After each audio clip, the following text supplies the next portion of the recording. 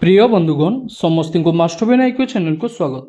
Finally school and mass education department तरफ आजिका date रे गोटे सुंदर अपडेट बंधुगण आसी जहाँकि आमर जूनियर टीचर जो रही स्कीमेटिक प्रोग्राम रे जो बंधु माने नियुक्ति पाई सेमानकर सालारी 11,100 रु 16,000 को वृद्धि करा जायछि एवं ए नै कि आमर नोटिस आज ही ऑफिशियली जाहिर करा जायछि।